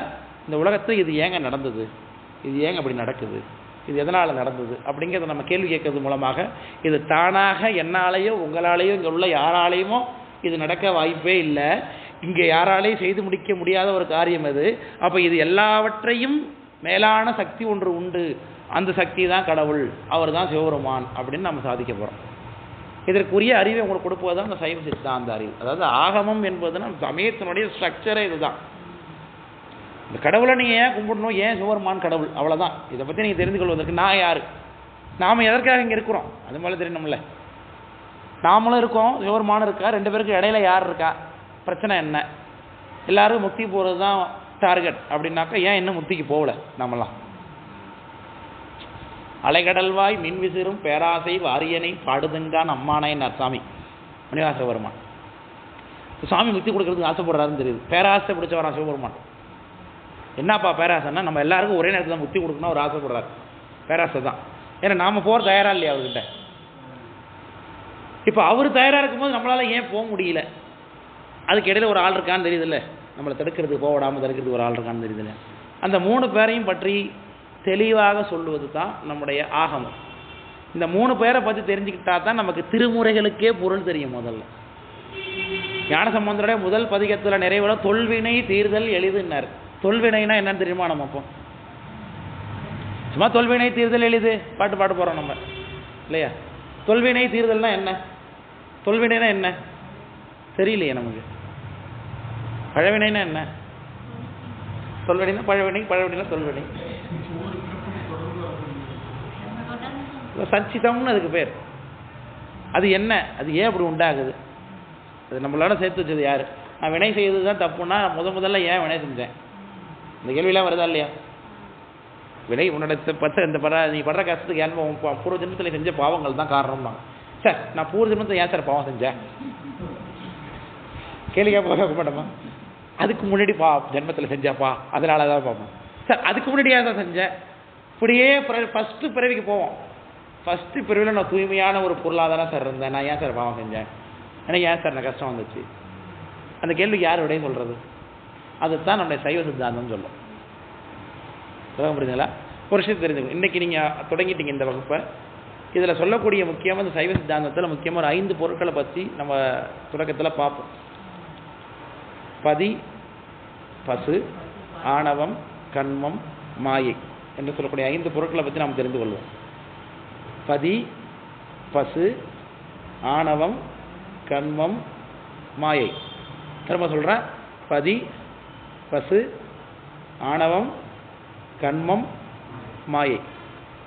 இந்த 5 பொருட்களுமே அடிப்படையான நித்திய பொருட்கள். இந்த 5 பொருட்களை பற்றி நீங்கள் தெரிந்து கொள்ள போகிறீங்க. இப்போ முக்கியமாக இந்த 5 பொருட்களை தெரிந்து கொண்டதுக்கு பிறகு இந்த உலகத்தில் எதையெல்லாம் தெரிந்து கொள்ள வேண்டுமோ அதை எல்லாவற்றையும் நீங்கள் தெரிந்து கொண்டவர்களாக ஆயிடுவீங்க. விளக்கம் புரியுதுங்களா? இந்த உலகத்தில் எதெல்லாம் கற்றுக்க வேண்டிய பொருளோ, எதெல்லாம் படிக்க வேண்டிய படிப்போ, அது எல்லாவற்றையும் படித்தவர்களாக நீங்கள் ஆயிடுவீங்க. இந்த 5 பொருட்களை பற்றி நீங்கள் சரியாக தெரிந்து கொண்டீர்கள். ஆனால் உங்களுடைய வாழ்க்கை தரமே வேறு மாதிரி மாறிவிடும். இந்த உலகத்தையே நீங்கள் வேறு மாதிரி பார்க்க ஆரம்பிச்சிடுவீங்க. நேற்று வரைக்கும் இன்றைக்கி என்ன இந்த உலகத்தை எப்படி பார்த்தீங்க? ஒரு வருஷத்தை வச்சுங்க, திரும்ப இந்த அடுத்த வருஷம் திரும்ப நம்ம ஆரம்பிக்கும் போது எண்ணி பாருங்கள். நான் திரும்பி இந்த நாள் நினைவு கூறுவேன். அன்றைக்கி எப்படி இருக்குது உங்களுக்கு லைஃப்? உங்கள் குடும்பத்தார்களை நீங்கள் எப்படி பார்க்குறீங்க? உங்கள் ஃப்ரெண்ட்ஸை நீங்கள் எப்படி பார்க்குறீங்க? உங்கள் எதிரியை நீங்கள் எப்படி பார்க்குறீங்க? அந்த பார்வையே மாறி போயிருக்கும். ஏன்? இது எல்லாவற்றுக்கும் காரணம் என்ன அப்படிங்கிறது உங்களுக்கு தெரிஞ்சுப்படும். உங்களுக்கு ஒருத்தவங்க எதிரி இருக்காங்களா, அதுக்கு என்ன காரணம்? ஒருத்தவங்க மேலே உங்களுக்கு கோவம் வருதா, அவங்க சொல்கிறது கேட்க மாட்டாங்க, கோவம் வருதா, ஏன் அந்த கோவம் வருது, அதுக்கான காரணம் தெரிஞ்சு போயிடும். ஒருத்தவங்க ரொம்ப தத்தியாக இருக்காங்க, அவங்க கூட இருக்கிறவங்க, அவங்க செய்கிறதுலாம் அவங்களுக்கு பிடிக்க மாட்டுது, அதனாலே வாழ்க்கையே எனக்கு டென்ஷன் ஆகுதுங்க அப்படின்னு சொல்கிறோமா, அவங்க மேலே அந்த டென்ஷனே இல்லாமல் போய்டும் உங்களுக்கு. அது சொல்ல, உலகத்தை நீங்கள் பார்க்குற பார்வையே உங்களுடைய வாழ்க்கை தரமே வேறு மாதிரி ஆகிடும். யாரும் வேலையும் உங்களுக்கு கோவமே வராது. சரியாக இந்த 5 பொருட்களை பற்றி நீங்கள் படிச்சிங்கன்னா சொல்கிறேன் சார், ஒரு வருஷம் கழித்து நான் போய் பார்க்குறது எல்லாரும் மேலே அதோட அதிகமாக கோவம் வருது சார், இப்போ தான் எனக்கு ரொம்ப அல்ல, அதுக்காக நீங்கள் சரியாக கேட்கலன்னு அர்த்தம். சரிதானே? அதனால இந்த விஷயத்தை 5 பொருட்களையும் சரியாக தெரிஞ்சுக்கிட்டீங்கன்னா அந்த கண்டிஷன் அப்ளை ஆகும் நிச்சயமா. நீங்களே சொல்லுவீங்க, சார் இங்கே வந்ததுக்கு பிறகு தான் சார் என் வாழ்க்கை எவ்வளோ மாற்றம் ஆயிருக்குன்னு எனக்கு தெரியும் சார். நீங்களே என்ன சொல்லுவீங்க, நான் கேட்கவே வேணாம், நீங்களே வந்து என்ன சொல்லுவீங்க, புரியுதுங்களா? ஸோ அதனால் அந்த 5 பொருட்களைன்னா அவன் படிக்கிறது அதுதான் சைவ சித்தாந்த விஷயம் என்பதை நமக்கு சன்னியானத்தில் வச்சுக்கிறாங்க பாடமாக. இந்த பாடத்தை 1ஆம் ஆண்டு 2ஆம் ஆண்டு 3ஆம் ஆண்டு 4ஆம் ஆண்டு 4 ஆண்டு படிக்கணும். இதுதான் வழக்கம். இது ஐயாரப்பர் கரையினாலும் 4 ஆண்டு நடக்கணும். நம்ம சாமிகிட்ட வேணா போச்சோம். முதல்ல இது ஐயாரப்பர் கையில் இல்லை, யார் கையில் இருக்கு? நம்ம கையில் தான் இருக்கு. ஐயாரப்பர் அல்லையே கையெழுத்து போட்டு கொடுத்தாரு, வகுப்பு வச்சுக்கிங்கப்பான்னு, இல்லையா? இதுக்கு பிறகு நடத்திக்க விட்டது யார் பொறுப்பு? நாம தான், இல்லைங்களா? இது இப்படி இருக்கிற 20 பேர், அடுத்து 10 ஆகும், 5 ஆகும், அப்புறம் பரீட்சை நீங்கள் பார்த்தீங்கன்னா 45 இருக்கும். சார் நானும் பேர் கொடுத்துருக்கேன் சார், தெரியாதாம்பாங்க. பாடம் எடுக்க போகிற இடத்துல பார்ப்போம், ஒரு வகுப்பு கூட பார்த்துருக்க மாட்டாங்க. அவங்கள பரீட்சை எழுத கூட கரெக்டாக வந்துடுவாங்க. அது மாதிரிலாம் இல்லாமல் பரீட்சை என்பது நமக்கு ஒரு அடுத்த ஆண்டுக்கு போவதற்குரிய ஒரு விஷயம். அவ்வளோதான். நம்ம படிச்சிருக்கோங்கிறது ஒரு சர்டிஃபிகேஷன் ப்ராசஸ் பண்ணுறதுக்காக தான் வச்சுருக்காங்க சன்னியானத்தில். இது எல்லாமே சாமி நமக்கு இங்கே தான் சொன்னார் அப்பர் சாமி, களவுபடாதது ஒரு காலம் அப்படின்னார். களவுபடாத ஒரு காலம்னு திருவாரூர்ல சொன்னார். என்ன களவுபடாத? நம்முடைய நேரத்தை வேறு எதுக்கு யாராவது பிடிங்கிட்டாங்கன்னா அது களவுப்பட்ட காலம். நம்முடைய நேரத்தை ஐயாரப்பர் பிடிங்கிட்டாருன்னா அதுதான் களவுபடாத காலம், வேறு ஒன்றும் கிடையாது. நம்மகிட்ட இருக்கக்கூடிய நேரத்தை சுவாமிக்காக நம்ம எப்போ செயல்படுத்துகிறோமோ அந்த நேரம் மட்டும்தான் நம்ம உயிரோட வாழ்ந்தோன்னே அர்த்தங்க. மித்ததெல்லாம் செத்து போனதுக்கு சமம். பெரும்பற்ற புலியூர் ஆணை பேசாத நாளெல்லாம் பிறவா நாளே என்ன ஒத்தது அறிவான் உயிர் வாழ மற்றெல்லாம் செத்தாருள் வைக்கப்படும்னார் திருவள்ளுவர். அப்போ அந்த வாழ்க்கை சாமின்னு எத்தனையோ பேர் இந்த திருவையாறில் இருக்கிறாங்க, தஞ்சாவூர் சுற்றி எத்தனையோ பேர் இருக்கிறாங்க. அவ்வளோ பேருக்கும் கிடைக்காத ஒரு கொடுப்பனை நமக்கு இன்றைக்கி உட்கார வச்சு அவரை பற்றின உண்மைகளை அறிவிக்கிறார். அதில் தேர்ந்தெடுக்கப்பட்டவர்கள் நாமெல்லாம் இங்கே. நமக்கு அந்த நேரத்தையும் கொடுத்து வந்து கேட்கக்கூடிய மனநிலையும் கொடுத்து நமக்கு இந்த வகுப்பையும் அமைத்து கொடுத்து சன்னியானம் அழகாக நம்ம பேசுறதுக்கு வாய்ப்பு கொடுத்துருக்காருன்னா அதை சுவாமிக்கு நன்றியை நாம் முதல்ல கற்றுக்கிட்டு பயன்படுத்தி கொள்ள நினைக்க வேண்டும். ஆமாம் தானே? இது ஏனோ தானோன்னு விட்டுட்டோம்னா நம்ம சுவாமிக்கு ரொம்ப மற்றவங்களோட அதிகமான துரோகி ஆகிடுவோம். நம்ம கும்பிடாதவனும் விட்டுருங்க, அவன் எப்போதும் துரோகி தான், விட்டுருங்க. ஆனால் நம்ம கும்பிட்டுக்கிட்டு அவருக்கு நன்றி இல்லாமல் இருந்தோம்னா ஐயாரப்பர் தான் எனக்கு எல்லாமே, அவர் தான் குலதெய்வமே அவர் தாங்க அப்படின்னு சொல்லிவிட்டு அவருடைய வகுப்பை நம்ம அட்டன் பண்ணாமல் அதை பயன்படுத்திக்காமல் போட்டோம்னாக்க அது எப்படி நமக்கு நன்றி உணர்வலாக ஆகும்? சுவாமி சொல்கிறார், நன்றியால் வாழ்வது உள்ளம்னார் திருவொற்றியூரில் ஞானசம்பந்த பெருமானார். அப்போ நன்றியோடு நாம் இருக்கணும்னா இதை கற்றுக்கிறது தான் அதுக்கான நன்றி.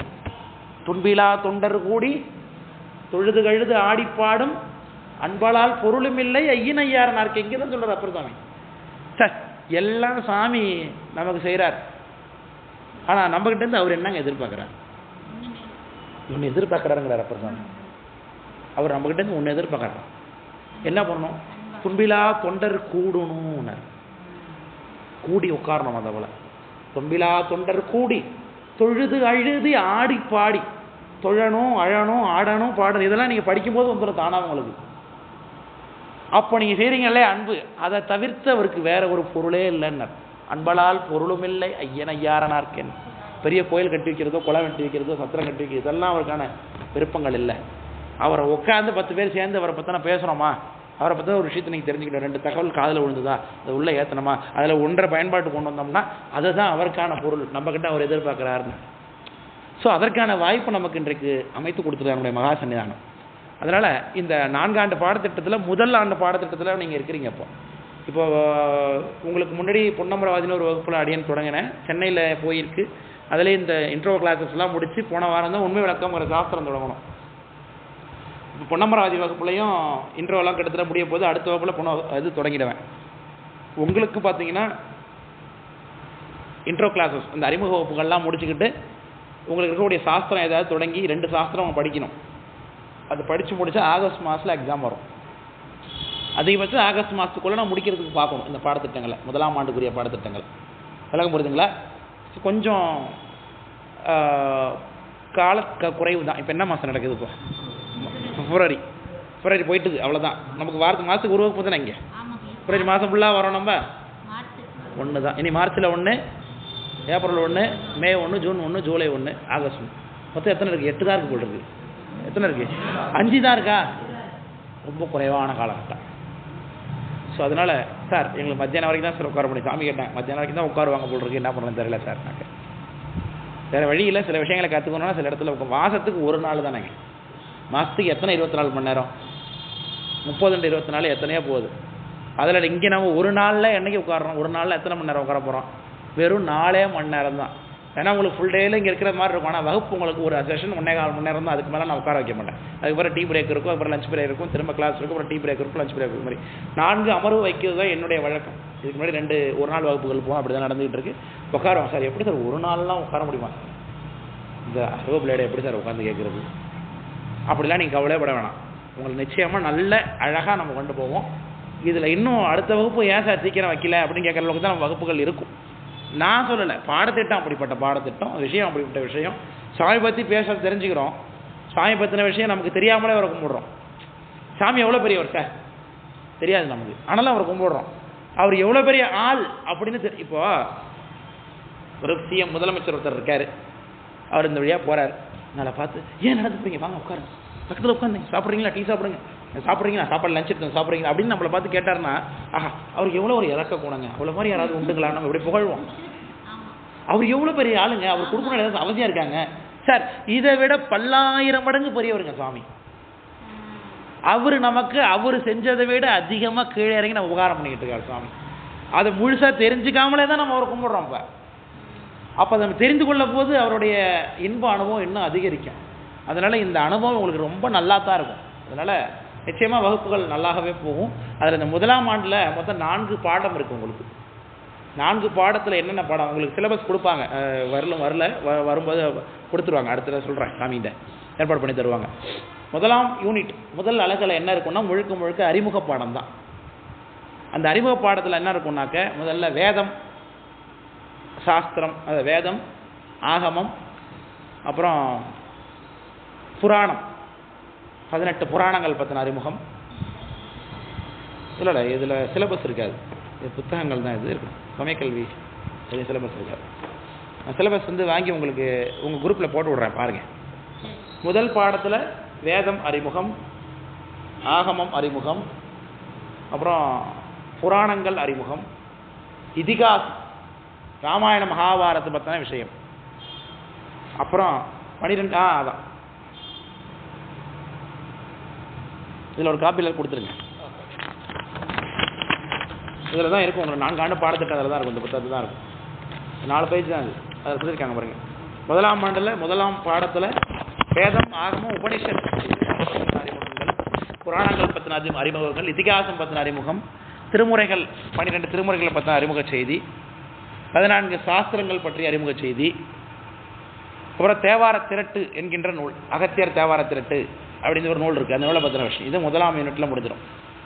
அடுத்து 2வது அழகு பாடத்திட்டத்தில் சைவ சமயத்தினுடைய வரலாறு, சமய ஒழுக்கம். இந்த புத்தகம் கொடுத்துருப்பாங்களே, சரி பண்ண சைவ சமய வரலாற்று பார்வை அப்படி இந்த புத்தகத்தில் உள்ள விஷயங்கள். அடுத்தது சமய ஒழுக்கம், இந்த புத்தகத்தில் ஒரு விஷயம். இதெல்லாம் ஒரு பாடமாக இருக்குது. இதெல்லாம் நீங்கள் படிச்சுக்கலாம், ஒன்றும் பிரச்சனை இல்லை. நமக்கு இப்போ நடத்த வேண்டிய பாடத்தை நடத்திட்டு வாய்ப்பு இருந்தால் அதெல்லாம் பார்க்க முடியும். ஏன்னா காலம் ரொம்ப குறையுது. உங்களுக்கு இந்த அறிமுக செய்திகள்லாம் சொல்லிவிட்டு உங்களுக்கு 2 சாஸ்திரம் அடுத்தது முக்கியமான விஷயம் இருக்குது. 3வது யூனிட் பாருங்கள், பெரிய புராணம் முழுமைக்கும் உரைநடையாக தெரிஞ்சுக்கணும். பெரிய புராணத்தில் உள்ளது. இது முதலாம் ஆண்டு பாடத்திட்டம். 4ஆம் ஆண்டு பாடத்திட்டம், 4ஆம் பாடம் என்னன்னா, உண்மை விளக்கம், திருவருட்பயன் அப்படிங்கிற 2 சாஸ்திரம். அதாவது சித்தாந்த சாஸ்திரங்கள் 14 சொல்லுவாங்க. அந்த 14ல் உண்மை விளக்கம்னு ஒரு சாஸ்திரமும் திருவருட்பயன்கிற சாஸ்திரமும் ரொம்ப 1வது படிக்கிற பிள்ளைங்க படிக்கிறது மாதிரி. அது சாமியை பற்றி தெரிந்து கொள்ளக்கூடிய விஷயங்களில் ரொம்ப அறிமுக பாடத்தில் உள்ளவங்களும் தெரிஞ்சுக்கிறது. இப்போ நம்மளுடைய டார்கெட் என்னென்னா, இந்த உண்மை விளக்கத்தையும் திருவருட்பயனையும் படிக்கிறது தான் இந்த ஆண்டில் உங்களுக்கு. இது உங்களுக்கு செப்டம்பர் மாதமே ஆரம்பிச்சிருக்க வேண்டிய வகுப்பு. திருவருள் காரணத்தினால நம்ம இப்போ தான் ஆரம்பிக்கிறோம். அதனால் அது நம்மளுடைய இப்போதைக்கான பாடத்திட்டம் எப்படி போகும்னா, இந்த உண்மை விளக்கத்தையும் திருவருட்பயனும் படிக்கணும் அப்படிங்கிற டார்கெட்டில் தான் போவோம். அது நோக்கியான சில அறிமுக விஷயங்கள் பார்த்துக்கிட்டு நம்ம அந்த பாடத்துக்கு போவோம். அதிகபட்சம் முடிப்போம், இல்லைனா சிறப்பு வகுப்பு ஏதாச்சும் முடிப்போம். இல்லை பரீட்சைக்குள்ளே முடியலனாலும் நீங்கள் இப்போ பரீட்சை எழுதப்படி எழுதலாம். அதுக்கு பிறகு நம்ம முடிச்சுக்கிட்டு நம்ம அடுத்த வகுப்புக்கு போவோம். ஒன்றும் பிரச்சனை கிடையாது, அதெல்லாம் பயப்பட வேண்டியதில்லை. இந்த முதல்ல இந்த வேதம் பற்றின அறிமுகம், இன்றைக்கி முதல் பாடத்தை தொடங்கிட்டோம். வேதம் பற்றி அறிமுகம். வேதம்னா என்ன, அது விளையாட்டு சொல்லிட்டேன் இல்லையா? வேதம்னா என்னன்னு சொன்னப்போ உங்களுக்கு வேதம்னா என்ன ஃபஸ்ட்டு சொன்னேன் உங்களுக்கு தொகுப்பு. Very good, very good. ஞானியர்களுக்கு கிடைத்த தகவல், இறைவன் கொடுத்த தகவல். அது இந்த உலகம் பற்றின விஷயங்களை என்ன, ஏன் இந்த உலகம் இப்படி இருக்குது, ஏன் இந்த ஒருத்தன் கஷ்டப்படுறான், ஒருத்தன் நஷ்டப்படுறான், நான் நல்லா இருக்கேன், நல்லா இல்லை, இந்த உலக வாழ்க்கை ஏன் இப்படி போய் கொண்டிருக்கு, இதற்கான விஷயங்களை எல்லாம் யாரோ ஒருவர் தேடி அமரும் பொழுது இறைவன் கொடுத்த வாக்கியங்கள் தான் வேதம்னு பேர். அதை எல்லாரும் அப்படியே சொல்லி சொல்லி வச்சுருந்தாங்க. எண்ணிறந்த புனித வேதம் சொல்லியாச்சு ஏற்கனவே. அதை பின்னாடி எல்லா வேதத்தையும் படிக்க முடியல எல்லாராலையும். அப்படிங்கிறதுனால வியாசம் பண்ணுறதுனாலே தொகுத்து எழுதுறதுன்னு அர்த்தம். வேதத்தை வியாசித்து எழுதினார் ஒருத்தர், அவருக்கு பேர் தான் வேத வியாசர்னு பேர். அவருக்கு இன்னொரு பேர் பாதராயணர் பேர். வேதவியாசர், பாதராயணர்.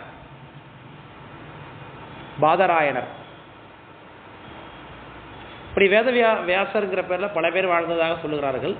நம்ம பொறுத்தளவுக்கு ஒருத்தர் தான். ஆராய்ச்சியாளர்கள் பல பேர் சொல்லுவாங்க, நமக்கு வேதவியாசர் ஒருவர் தான். அவருக்கு இன்னொரு பேர் என்ன சொன்ன, பாதராயணர்னு பேர். பாதராயணர்.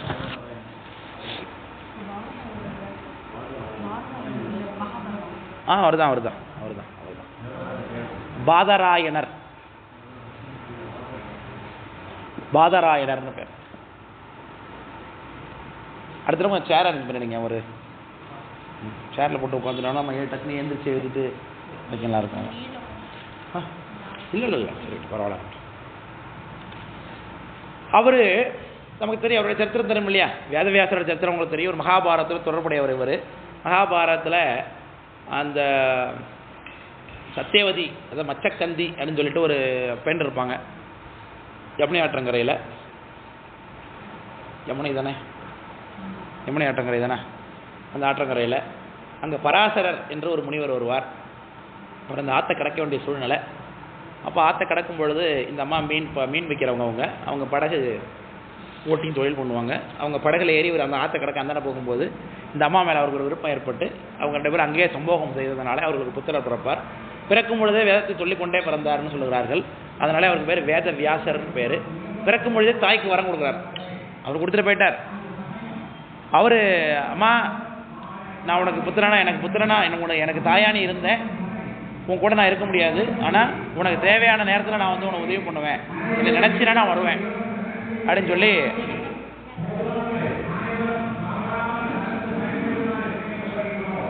நிறுத்திடுவாங்களா வந்து போயிட்டுருக்காரு.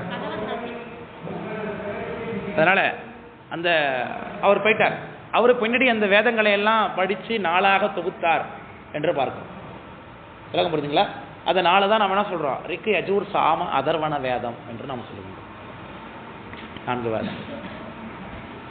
இந்த வேதம் வந்து இப்போ அதுதானா இல்லை வேறையா அப்படின்னு சொல்கிறது நம்ம தமிழ்நாட்டில் பல சர்ச்சைகள்லாம் இருக்குது. வேதம் என்பது அறம்பொருள் இன்பம் வீடு தான், அதெல்லாம் கிடையாது. அது வடமொழி வேதம், இது தென்மொழி வேதம், இதுதான் தமிழ் மொழி தான், நம்மளாம் தமிழர்கள், நம்மளாம் தமிழை தான் ஓதணும் அப்படின்லாம் சொல்லிக்கொண்டு பல பேர் நமக்கு இருப்பாங்க. கோஷ்டி பூசெல்லாம் நடக்கும். அதெல்லாம் நம்முடைய தர்மியாதனத்துடைய கொள்கை இல்லை.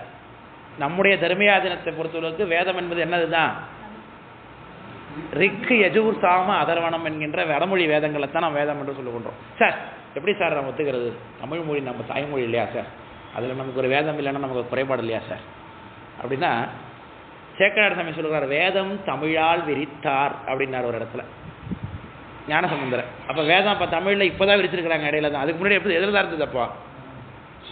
எதில் இருந்தது? அப்போ சம்ஸ்கிருதத்தில் இருந்ததுன்னு அப்போ சேக்கடார் சாமி சொல்கிறாரு, வேதம் தமிழால் விரித்தார், வேதம் தமிழ் செய்த புரான் அப்படின்னு வடமொழியில் இதை வைணவத்தில் சொல்லுவாங்க நம்மாழ்வார. அப்போ வேதம் என்பது நமக்கு வடமொழியில். சார் வடமொழி நம்ம ஏற்றுக்கலாமா ஏற்றுக்கூடாது சார்? நம்முடைய சமயத்தை பொறுத்தளவுக்கு நாம் எல்லாம் எதற்காக வாழ்ந்து கொண்டிருக்கிறோம் என்றால் இறைவனுடைய திருவடியை அடைவது. அது ஒன்று தான் நமக்கு எல்லாம் நோக்கம். வேறு எதற்காகவும் நம்ம இங்கே வரவே இல்லை. நமக்கு ஒரு குடும்பம் இருக்கும், நம்ம கணவர் இருப்பார், நம்ம மனைவி இருப்போம், மனைவியாக இருப்போம், கணவராக இருப்போம், குழந்தைகளுக்கு அப்பாவாக இருப்போம், இல்லை நாம் அப்பா அம்மாவுக்கு குழந்தைகளாக இருப்போம். நமக்குன்னு சில தேடல்கள் இருக்கும், சில விருப்பங்கள் இருக்கும், நம்ம வாழ்க்கை முறை வச்சுருப்போம். சார் இதெல்லாம் எனக்கு சந்தோஷமாகவே இல்லை சார், இப்படிலாம் இருக்கேன் சார். நாம் எதற்காக இங்கே வந்திருக்கிறோம்? ஒரே விஷயம், எதுக்காக? முக்திக்கு போகிறதுக்காக மட்டும்தான். இது எல்லாமே அந்த போகிற வழியில் நாம் அனுபவித்து கொள்ளக்கூடிய பொருட்கள் தான். நம்மளுடைய எல்லாரோடையும் முதல் காரணம் என்னது தான்? முக்திக்கு போகணும், திருவடி அடையணும், பிறக்காமல் இருக்கணும். இன்னைக்கு பிறக்காமல் இருக்கணும். அது ஒன்றுத்துக்காக அதை மட்டும் தான் வந்திருக்கிறோம் நம்ம. ஆனால் நம்ம அந்த ஒரு வேலையை விட்டுட்டு மற்ற எல்லா வேலையும், வந்த வேலையை விட்டுட்டு பந்தக்காலை பிடிச்சிக்கிட்டு இருக்கிறதுன்னு தான் சொன்னோம். பந்தக்கால்னா கல்யாணத்துக்கு போயிட்டு மொய் வைக்காம பந்தக்காலை பிடிச்சிட்டு இருக்குது இல்லை. வந்த வேலாகிய முத்தியை விட்டுட்டு பந்தக்கால், நம்முடைய அம்மா அப்பா மனைவி கணவன் குழந்தைகள் என்ற பந்தத்தை பிடித்து கொண்டே இருப்பது, பந்தக்காலை பிடித்து கொண்டிருப்பது, அதை பிடிச்சிக்கிட்டு தான் நம்ம உட்காந்துருக்கிறோம். அப்போ நம்ம எல்லாருக்கும் என்னதுதான் டார்கெட்டு? முக்திக்கு போகிறதுக்கு தான் டார்கெட். சார் என்ன சார், எங்கள் அம்மா இல்லையா சார், எங்கள் அப்பா இல்லையா, என் வீட்டுக்காரி இல்லையா, என் அம்மா கணவர் இல்லையா, என் பிள்ளைங்க, அவங்களெல்லாம் எப்படி சார் நீங்கள் பந்தக்கால்னு சும்மா சொல்லலாம் சார்? எத்தாயர் எத்தந்தை எச்சுற்றத்தார் எம்மாடே சும்மாடாம் ஏவர் நல்லார் செத்தால் வந்து உதவுவார் ஒருவர் இல்லை சிறுவிறகால் தீமூட்டி செல்லா நிற்பார் அப்பர் சாமி. எல்லாம் கூட தான் இருப்பாங்க, எது வரைக்கும்? தள்ளுற வரைக்கும் தான். அதுக்கு பிறகு யாராக இருந்தாலும் என்ன பண்ணுவாங்க? தூக்கி வச்சுட்டு பேசாம வீட்டில் தான் இருப்பாங்க. அவர் இல்லாமல் எப்படி சார் இருக்கிறது? 2 நாள் அழுவாங்க, அதான் பண்ணுவாங்க. புண்ணியவதி இருக்கிறதுனால நான் சந்தோஷமா இருந்தேன், இன்னும் என்ன பண்ண போறேன் அப்படின்னு யாரும் சொல்லுவானே தவிர யாரும் உழுந்து செத்தவனை யாரும் பார்க்க முடியாது உலகத்தில். அம்மா செத்துட்டாங்க அப்படின்னு சொல்லிட்டு கஷ்டப்படுவான் ஒரு வாரம் 10 நாளைக்கு, அவ்வளோதான். அது வேணா வழக்கம் போல திரும்ப எல்லாம் ரொட்டீனாக போயிட்டு இருக்கும். சார் நாம இல்லாததுனால உலகத்தில் எதுவுமே மாறாது. சும்மா வேணா 10 நாளைக்கு சொல்லுவாங்க, இதுதான் உண்மை, நீங்கள் வேணா எண்ணி வேணா பாருங்க, இல்லையா தான் என்னை வந்து கேளுங்க. பக்கத்து வீட்டில் அக்கத்து வீட்டில் நடக்கிறதுலாம் விசாரிச்சு பாருங்க உண்மையா இல்லையான்னு. நாம இல்லாததுனால உலகத்தில் எதுவுமே மாறாது, புரியுதுங்களா? நமக்காக எதுவுமே மாறவே மாறாது. நாம வந்த வேலை என்ன? சுவாமியோட திருவடி அடையிறது ஒன்று மட்டும்தான். அதை மட்டும்தான் நம்ம டார்கெட்டில் வச்சிருக்கணும். அதுக்காக இதெல்லாம் விட்டுட்டு உடனே இன்னைக்கே துறவியாகவும் ஆயிட முடியாது நம்மளால, இதெல்லாம் விட்டுற முடியாது. சார் இன்னைக்கே ஒரு காசிக்கு போக சொன்னார் போல் இருக்கு, அப்படிலாம் ஒன்றும் கிடையாது. இப்போ காசியில குடும்பத்தோட தான் வாழ்ந்துட்டு இருக்காங்க நிறைய பேர். அதனால இங்க இருந்து கொண்டே தான் இறைவனை திருவடி அடைவதற்கு நம்ம பார்க்க வேண்டும். நாயன்மார்கள்லாம் இல்லையா, குடும்பத்தோட தானே இருந்தாங்க. அப்படித்தான் நம்ம முயற்சி பண்ணணுமே தவிர்த்து இதெல்லாம் விட்டுட்டு இன்னைக்கே எல்லாரையும் நம்ம போயிட முடியாது. நம்ம இல்லற வாசிகள். அதனால் நம்ம இருப்பதை வைத்துக்கொண்டே புரிந்து கொண்டு வாழ்வதற்கு பயன்படுத்த வேண்டும். அதனால் எதுக்கெல்லாம் வந்த இந்த அம்மா அப்பாங்கிற பற்றே இதில் 2ஆம் பட்சம் போது மொழி பற்றலாம் ஏமாத்திரம் விளக்கம் புரியுதுங்களா சாமியோட திருவடி அடைவதற்கு. அதனால தான் 2 மொழியும் சாமி அடைவதற்குரிய கருவி தான் ஞானசம்பந்தர். மந்தி போல் திரிந்து செந்தமிழோடு ஆரியத்தின் பயனறிகிறார் அப்படின்னார். ஆரியத்தோடு செந்தமிழ் பயனறிகிறார்னர். தமிழ் சொல்லும் தென் சொல்லும் வட சொல்லும் தாழ்நிழல் சேர இப்படிலாம் தேவாரம் சொல்லுகிறது.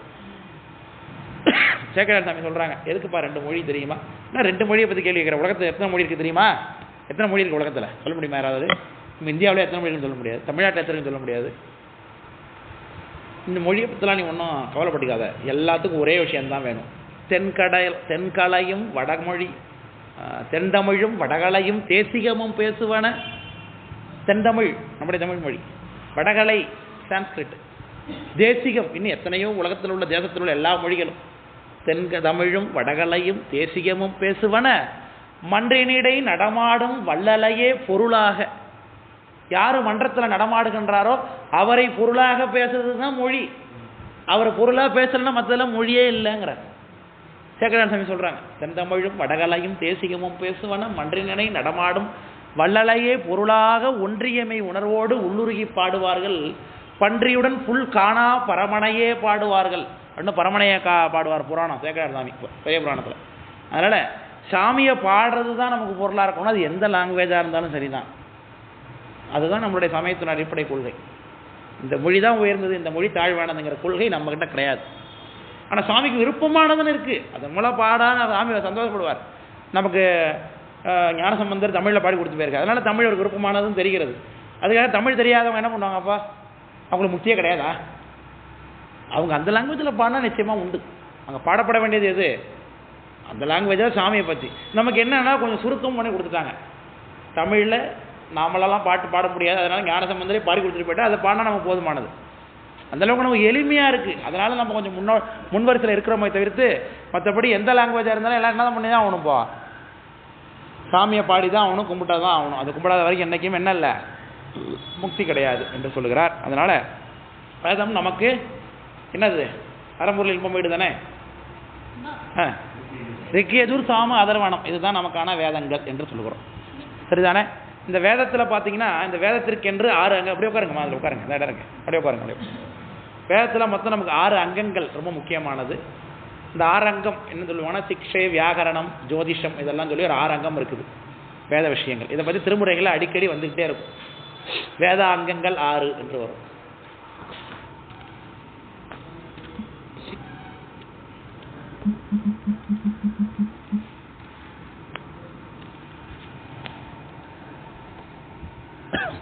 சிக்ஷை வேதாங்கம்.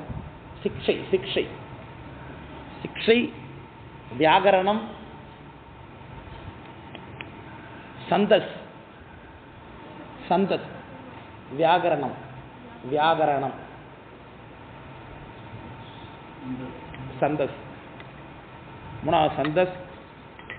நாலாவது நிறுத்தம் நிறுத்தம் நீரு யுக்தம் நிறுத்தம்.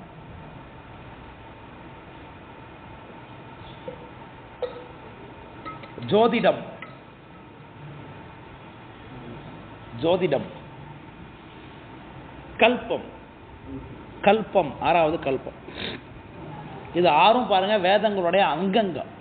இதெல்லாம் சேர்ந்தது தான் வேதத்துடைய தன்மையா இருக்குது. இந்த ஆறுல உங்களுக்கு கேள்விப்பட்ட பேர் என்னது இதில் இருக்கு? அது மட்டும் நமக்கு தெரியுது. நிறுத்தம் அப்படின்னா நடனம் அப்படின்னு அர்த்தமா? கல்பான்னு கேள்விப்பட்டோம். பொருளோட உங்களுக்கு எது இதில் தெரியுது? ஜோதிடம் மட்டும் தான் தெரியுது நமக்கு. ஜோதிடம்னா உண்மையா பொய்யா? உண்மைதான். எதுக்காக அதை வச்சிருக்கிறாங்க? எதுக்கு அது கோள்கள் சுத்துனா எதுக்கு? நம்ம என்னத்துக்கு அதை பயன்கொள்ளுறோம்? நாளைய விஷயங்கள் முன்கூட்டி தெரிந்து கொள்வதற்காக.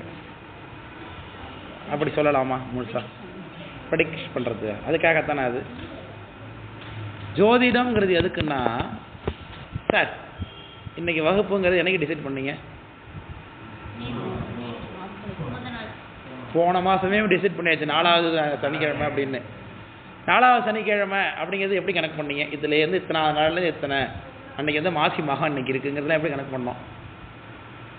இந்த மாதிரி நாட்களை நாம் கண்டறிந்து அதற்கேற்ப உற்சவங்களை நடத்தி கொள்வதற்காக தான் ஜோதிடம். முதல்ல பையாரப்பருக்கு சித்திரை மாதம் உற்சவம் தொடங்குது அப்படிங்கிறது இன்னையிலேருந்து தானே நாள் ஃபிக்ஸ் பண்ணுறாங்க.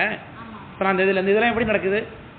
இத்தனை நட்சத்திரம் இந்த தேதியில் வரும் கணிப்பு இல்லையா? இதுதான் ஜோதிடம் பயன்பட்டது. இதுதான் ஜோதிடம். முதல்ல ஜோதிடம்னா என்னது? நம்முடைய 4 நட்சத்திரங்களை குறித்து கொள்வதற்காக தான் முதல்ல ஜோதிட பயன்பாடு. இந்த நாளில் திருவிழா பண்ணுவதற்கு, இந்த நாளில் குடி போகிறதுக்கு நாள் வைக்கிறோம், கல்யாணத்துக்கு நாள் வைக்கிறோம். எதன் அடிப்படையில்? பஞ்சாங்கத்தின் அடிப்படையில் தானே இல்லையா? அது மாதிரி உள்ள விஷயங்களை அதுக்கு அப்புறம் தான் ப்ரெடிக்ஷன். இந்த மாதிரியான கிரகங்கள் சஞ்சாரம் இருந்ததுன்னா அதற்கேற்ப இது நடக்கலாம் அப்படின்னு நம்ம ப்ரெடிக்ட் பண்ணலாம். அவ்வளோதான். அது நடக்கணும்னு ஒன்றும் சட்டம்லாம் கிடையாது, கட்டாயம்லாம் ஒன்றும் கிடையாது. ஜோதிடக்காரன் சொல்கிறாங்கன்னா உண்மையான சரியாக படித்த ஜோதிடக்காரங்க இருந்தாங்கன்னா இப்படி இருந்தால் இப்படி இருக்கலாம் அப்படி இருக்கலாம்னு சொல்லலாமே தவிர்த்து இதுதான் அப்படி நடக்கும் நான் அப்படி சொன்னேன்னா நடந்ததா அப்படின்னு கேட்குற அளவுக்குலாம் யாருமே கிடையாது இங்கே. இப்போ விளக்க முடியுதுங்களா? சொல்கிறேன், நான் சொல்கிறேன். எவ்வளோ நேரம் ஆயிருக்கு இப்போ ஆரம்பிச்சு? 52 நிமிஷம் ஆயிடுதா? சரி போட்டோம். அப்படி இந்த மாதிரியான விஷயங்கள். அதில் முதல்ல என்ன சொன்னேன்? சிக்ஷை. அது என்னென்னா அதெல்லாம் அந்த வேதத்தை சொல்கிறாங்களே அவங்களோட சம்பந்தமானது. வேதத்தை எப்படி உச்சாடனம் செய்ய வேண்டும் அது சார்ந்த விஷயம். அது வியாகரண வேதத்துக்கு பொருள் காணும்போது இலக்கண விஷயங்கள். இலக்கணம் இது நிச்சயமாக தெரிஞ்சுங்க, அவ்வளோதான். ஃபுல்லாக அப்படிலாம் உங்களுக்கு தேவையில்லை. சந்தஸ்னா அது செய்யல் இலக்கணம், வேதத்துடைய செய்யல் இலக்கணம்.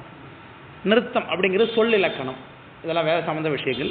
ஜோதிடம்ங்கிறது சாஸ்திரமான சாஸ்திரம் சொல்லிட்டீங்க. இப்போ கல்பங்கிறது வேதத்தில் உள்ள கிரியைகள் சம்பந்தமான விஷயம். வேத விஷயமாக நடக்கக்கூடிய கிரியைகள் வைதிக சம்பிரதாயம்னு சொல்லுவாங்க. சில கோயில்கள்லாம் வைதிக பூஜைம்பாங்க, பல கோயில்களில் ஆகம பூஜை நடக்கும். என்னங்க வியாகரணம் அப்படின்னா இலக்கணம், வேதத்தில் சொல்லப்பட்ட இலக்கணங்கள். இப்போ நம்ம ஐயாரப்பர் கோயிலில் வந்து ஆகம பூஜையா வைதிக பூஜையா? ஆகம பூஜை. ஆகம பூஜை. உங்களுக்கு தெரிஞ்ச வைதிக பூஜை நடக்கிற கோயில் ஏதாவது சொல்லுங்க யாராவது? Thiruvanaikka. Very good, very good. அதை நினச்சி தான் கேட்டேன், கரெக்டாக சொல்லிட்டீங்க. அது பின்னாடி ஆக்குப்பை ஆயிட்டுது. அதனால எல்லாமே பாருங்க ஆகம பூஜை தான். நமக்கு என்ன சிவாலயங்கள் முழுக்க ஆகமப்படி தான் கட்டமைக்கப்பட்டிருக்கிறது. சாஸ்திரம் எல்லாமே நமக்கு சிவ வழிபாடுங்கிறது ஆகமத்தில் தான் வருகிறது. வேத வழிபாடுகளில் கோயில்ங்கிற நடைமுறையெல்லாம் கிடையவே கிடையாது எங்கேயுமே. சரிதானே? சரி, அதெல்லாம் இருந்துட்டு போட்டோம். பின்னாடி இவங்க ஆகமத்திலேருந்து எடுத்து அவங்க வைத்து கொண்டது தான் சர்வைவல் பண்ணுறதுக்காக. வேத சம்ரக்ஷணம் இல்லை, அப்புறம் அதை விட்டால் அவங்களுக்கு வேறு என்ன வழி இருக்குது? அதனால் வேத சம்ரக்ஷணம் நடந்ததுனாக்கா அவங்க வேதத்தை ஓதிக்கொண்டே அப்படியே அவங்க வாழ்ந்து கொண்டு இருப்பாங்க. வேதம் ஓதுவதற்கு வழி இல்லாமல் போயிட்டு இருக்கும்போது அவங்க அடுத்த கட்டத்துக்கு நகர்ந்து வந்துடுறாங்க. அவ்வளோதான். அப்படி தான். அது ஹிஸ்ட்ரி. அது நம்ம தனியாக அதை பற்றி அப்புறமேலுக்கு பேசுவோம். இப்போது இந்த வேதாங்கங்கள் சொன்னோம் இல்லையா? இந்த வேதாங்கங்களில் முதல்ல ஒரு நிறைவான ஒரு பகுதி, வேதத்தினுடைய நிறைவான பகுதி ஒன்று இருக்குது. அதான், அதாவது வேதத்தில் ரெண்டு முக்கியமான பகுதி. ஒன்று கர்மகாண்டம், இன்னொன்று ஞான காண்டம்னு சொல்லுவாங்க. கர்மகாண்டம், ஞான காண்டம்னு சொல்லுவாங்க. வேத விஷயங்களில் வேள்விகள் செய்வது எப்படி, பூஜைகள் செய்வது எப்படி, இதை பற்றியெல்லாம் கர்மகாண்டம், ஞான காண்டம்.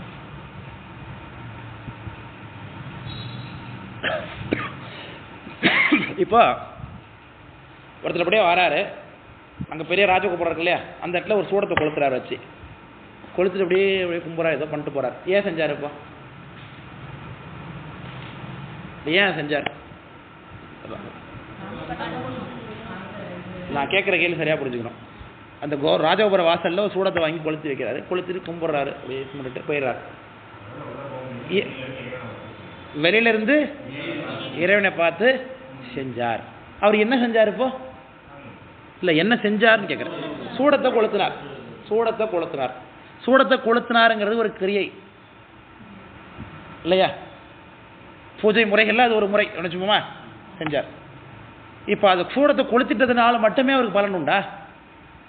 இந்த சூடத்தை இங்கே வாசல் ரோட்டில் வச்சு கொளுத்திட்டு போலாமே? அவரு கிரியை தான் அவருக்கு பலன் கொடுக்குதுன்னா, அந்த சூடத்தை கொளுத்தி எங்கே வச்சு கொளுத்தினாலும் சூடம் தானே எரியும்ல, கொடுக்கணுமா இல்லையா பலன்? அதை கொண்டு ஏன் சாமி சன்னதி வாசலில் வச்சு கொளுத்திட்டு அங்கே வாசல் கும்பிட போட்டுட்டு போறாரு? அப்போது அந்த கிரியைக்கு ஆதாரமாக நிற்கிறது யார்? உள்ள ஐயாரப்பர், உள்ள சாமி இருக்கார், அவர் தான் அதுக்கான காரணம். அதனால தான் அங்கே கும்பிடுறாரு. அப்போ வெறும் கிரியைக்கு மட்டுமே என்ன கிடையாது, பலன் என்பது வந்து விடாது. அந்த கிரியை கொடுக்க கிரியையான காரணம் என்ன? இது விஷயத்தினால நிற்கிறது யார்? ஞானபூர்வமான சாமி, ஞானபூர்வமான அறிவு அப்படின்னு ரெண்டு விஷயம் இருக்கு இல்லையா ஒரு பூஜையில். அதில் கிரியாபாதத்தை மட்டுமே பேசுறது கிரியா காண்டம். அதான் கிரியா காண்டம்னு சொல்லுது. இப்போ சொன்னல என்ன சொன்ன? கர்மகாண்டம். கர்மகாண்டம் என்பது கர்மம்னா கிரியைன்னு அர்த்தம். நீ சூடம் கொளுத்துறியோ விளக்கு போடுறியோ அதை பற்றிலாம் ஒன்றும் பிரச்சனை கிடையாது. எல்லாமே எனக்கு ஐயாரப்பர் தான், அது மட்டும் எனக்கு போதும். சில பேர் வருவாங்க, அப்படியே உட்காந்துருப்பாங்க, கோயிலில் பார்த்துட்டு இருப்பாங்க, ஒரே நினைப்பாங்க அவர் தான் எல்லாம், அவர் மட்டும் தான் அப்படின்னு நினச்சிக்கிட்டு அந்த விஷயத்தை அவங்க ஒன்றும் வேறு எதுவும் பண்ண மாட்டாங்க. ஒரு சூடம் கொளுத்துறதோ, ஒரு எண்ணெய் போடுறதோ, விளக்கு போடுறதோ, வேறு ஒன்றும் கிடையாது. அவங்கள பொறுத்தவரைக்கும் எல்லாமே ஐயாரப்பர் ஐயாரப்பர் அப்படின்னு ஒரு எண்ணத்தோடு வாழ்ந்து கொண்டிருக்கிறார்கள் பாருங்கள். அப்படி ஒரு விஷயமான இருக்கிறாங்க, ஞான விஷயம் புரியுதுங்களா? அப்போ கடவுளே எல்லாம் அப்படிங்கிற கிரியைக்கு முக்கியத்துவம் இல்லைனாலும் ஞானமாக சுவரமான எல்லாம் என்று எண்ணிக்கொண்டிருக்கக்கூடிய ஒரு தன்மை, இதுதான் ஞானபாதம் என்று பெயர். விளக்கம் புரியுதுங்களா? இப்படி இரண்டு பாதம் இருக்குது. இதில் ஞானபாத விஷயங்களுக்கு பாருங்க, வேதாந்தம்னு பேர்.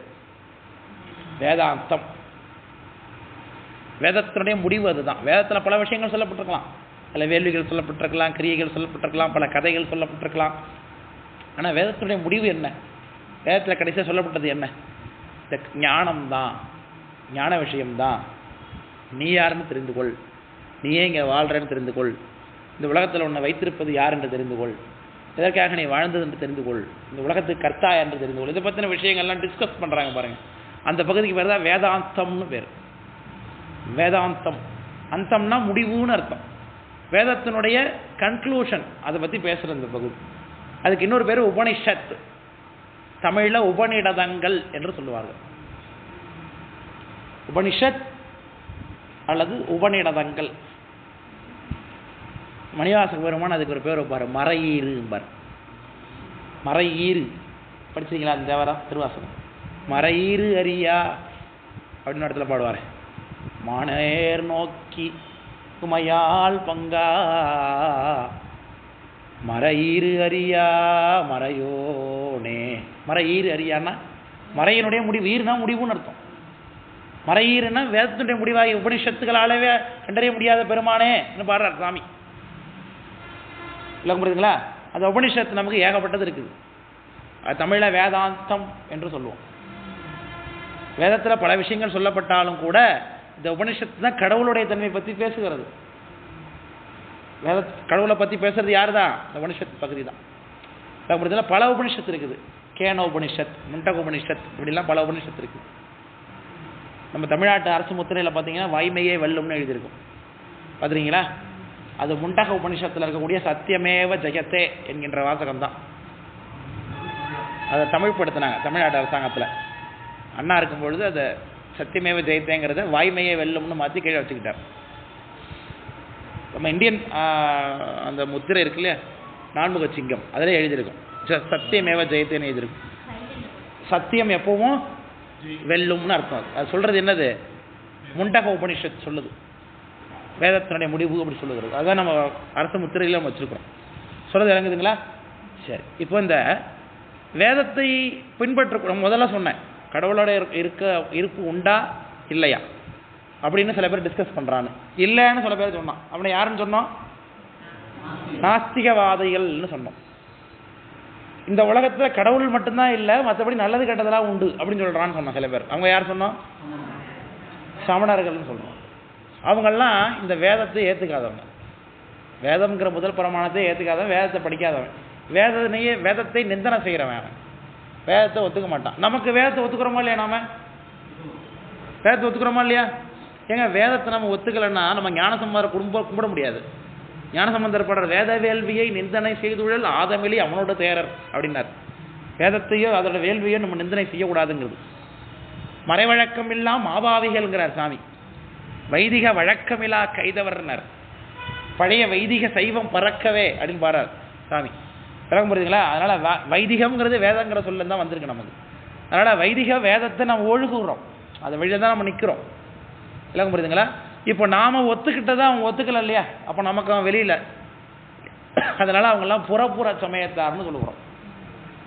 யார் யார? சமணர், பௌத்தர், அப்புறம்